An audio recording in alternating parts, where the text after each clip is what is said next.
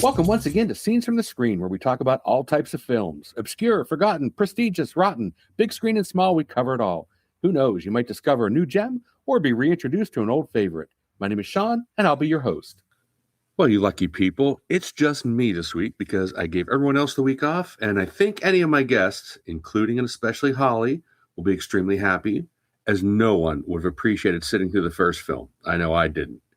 But to give you a little background on why I chose the first film, a few months back, Powerhouse Films out of the UK had a fantastic sale, and some of the films are region-free, meaning they'll play on US machines. So if you're ever looking for DVDs or Blu-rays, I'd highly recommend taking a look at them because they're just a great company. Anyway, nearly everything was heavily discounted, so I decided to reach across the pond and invest in like 7 movies for $70 or so, including shipping. Out of the 7, I had not seen 6 of them, so I decided to pop one in, and it just happened to be The Fortune. Now, on paper and in theory, this had everything going for it. Jack Nicholson and Warren Beatty in a Mike Nichols comedy? You'd think that would have spelled box office gold and resulted in a timeless comedy classic. If you thought that, you'd be incredibly incorrect. The film actually opens with a title card explaining the Mann Act, which is a federal law making it a felony to engage in foreign or domestic transportation of, quote-unquote, any woman or girl for the purpose of prostitution or debauchery, or for any other immoral purpose. Nicholson and Beatty play, respectively, Oscar Sullivan and Nikki Wilson, 2 bumbling con men who plan to separate sanitary napkin heiress Freddie Bigard, played by Stockard Channing, from her inheritance. Now, Freddie loves the already married Nikki, so in order for him to get her out of the state legally, he arranges for her to be married to Oscar, a.k.a. Dix, also eager to get out of town due to embezzling money from a bank. The trio travel cross-country, and after reaching LA, the 2 men try to decide how they're going to get Freddie's fortune. Freddie's suspicious and declares that she's going to give everything to charity, leading the men to step up their game and think about murdering her. Funny stuff? Well, yeah, it could be, but not in this case. With The Fortune, you can't necessarily lay the blame at just one person's feet. A flop like this requires a group effort. I once heard that you can make a bad movie out of a good script, but you can't make a good movie out of a bad script. Well, the script itself isn't great, but it's not altogether terrible, so that's just the beginning of this jumbled mess. Carol Eastman and Celine Elizabeth Bryce had a good idea, but turned out a flawed story. Making the 2 main characters inept is always a good idea for a screwball caper like this, but to make them continually adversarial from the beginning to the end, it just wasn't a wise choice. The ongoing friction doesn't work because what should have started off as a friendly agreement and plan really didn't, as Beatty's Nikki pretty much hates Nicholson's Dix from the get-go. It just doesn't fit the tone of the film for some reason. There is one really great scene where the 2 are trying to dispose of Freddie's body on a seemingly desolate bridge in the dark of night, and said bridge suddenly turns into a major thoroughfare. It was actually executed well and made me laugh out loud. I also credit Stockard Channing with turning in the best performance in the film. Her Freddie is vibrant and full of life. She more than holds her own in the first major film role against heavyweights Nicholson and Beatty. The only issue with her character, again, stems from the script, which asks her to be both somewhat savvy and downright stupid whenever the plot calls for it. I'd say this was a spoiler alert coming up, but I'm going to do you a favor so you never have to watch this movie yourself. The 2 morons dispose of Freddie's body, but it turns out she's very much alive. The 2 con men inexplicably confess their actions to the police, and Freddie comes waltzing back into their lives at the same time. When she hears what happens, she doesn't believe it and stays with the 2 men. Then the credits roll. I actually had to backtrack this.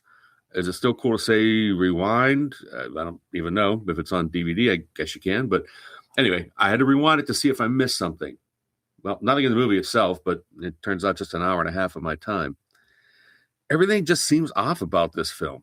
Nicholson kind of plays a simpleton at first, and at certain points throughout the movie, which results in an inconsistent character. Like Channing's Freddie, he changes based on the needs of the plot. Beatty is actually completely miscast, and his Nikki is an unlikable character. Unlikable characters work, but they're only as good as the words on the page and the actor inhabiting the role. In this instance, both fail. And it's kind of unbelievable, I should say, thinking the male leads would be bumbling, as Nicholson and Beatty never strike you as being stupid. I mean, the people themselves, not the characters. And I know he's revered, but seeing director Mike Nichols' name is always a mixed bag for me, as his films have always been a hit or miss.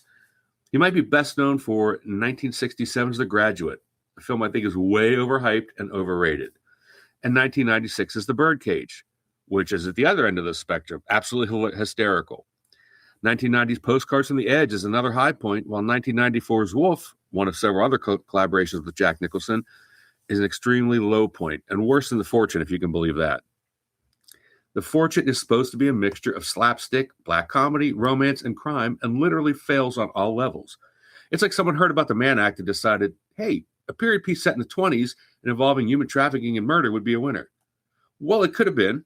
Anything taboo can be if done right. And Mel Brooks is one person who has proved this time and again that things like that could succeed. If there's something else that's interesting about The Fortune, it's the character actors that pop up throughout, like Florence Stanley, John Fielder, Dub Taylor, Scatman Crothers, and Richard B. Scholl. But only Florence Stanley has the most screen time as the landlady once they get out into L.A. There's also a scene with the blink and you miss him, Christopher Guest, who's trying to get it on with a girl in the back of his car. For me, The Fortune is in no way rewatchable. I honestly can't believe I never saw this before, as it would have had to have been on HBO in the late 70s. But maybe it wasn't. Maybe this turd was even shunned by them for good reason. I could just see an HBO executive back then saying, who the hell's going to watch this shit? I was so bored, I actually scrolled to my phone during some portions of the film. It's not even up to the level of Ishtar, another Beatty misfire, where it became normal to make fun of. Now, if you want to watch a good film, which shares some similar elements without the human trafficking aspect of it, try 1986's Ruthless People. With a sharp script by Dale Launer, who also wrote another favorite of mine, My Cousin Vinny, and direction by the Airplane team of Zucker, Abrahams, and Zucker, Ruthless People fires on all cylinders. Danny DeVito plays Sam Stone, a man who married the boss's daughter and who now wants his wife's fortune, so he plans to murder her. However, she's kidnapped by Ken and Sandy, played by Judge Reinhold and Helen Slater, because Sam stole Sandy's designs and became a millionaire. They think Sam will fork over a ransom, but it turns out he doesn't give a shit, and obviously doesn't want her back, so he strings them along in the hopes that they'll kill her, as they keep claiming they will, all the while continue to lower the ransom amount out of desperation. Being too nice, the pair are now saddled with Barbara, Sam's absolute shrew of a wife, played to perfection by Bette Midler. Ruthless People is an extremely clever film with twists and turns you don't see coming, featuring a world inhabited by all types. Ruthless, nice, dumb, conniving, incredible. Yet none of them ever feel like caricatures, including the complete idiot Earl, hysterically portrayed by Bill Pullman, who, along with Anita Morris, starring as Sam's mistress, plans to blackmail Sam. Needless to say, nothing goes as planned, as the local police and even a bedroom killer terrorizing the area get pulled into the orbit of all the main characters. The result is one of the best screwball comedies of all time. In lesser hands, the film may not work nearly as well, but Launer's lean original screenplay in the hands of Abrahams and Zucker, make this a gem not to be missed. It's not only an incredibly smart story, but there's some fantastic visual gags peppered throughout, in addition to several snappy one-liners. As is the case with most movies of that decade, top talent in the music industry like Billy Joel, Mick Jagger, and Luther Vandross, just to name a few, contributed to an amazing and fun soundtrack.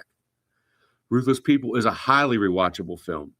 I saw it when it came out at the theater, and probably around a dozen other times since. This is one that if it came on at any time, I'd easily be glued to the set. In fact, I just saw it again, and it still felt fresher and funnier than most comedies today. I really wish they had a special edition, or even a Blu-ray available, but sadly, other than currently streaming on Amazon Prime, it's only available on regular DVD, which is a travesty considering shit like Armageddon has not only multiple format releases, but a Criterion edition. If you need a good laugh or just want to see a well-constructed movie, give Ruthless People a chance. You will not be disappointed. That wraps up another episode, so make sure you hit like, subscribe, download, whatever it takes to be the first to know when new episodes become available on your favorite podcast platform. For Scenes from the Screen, I'm Sean, and thanks for listening.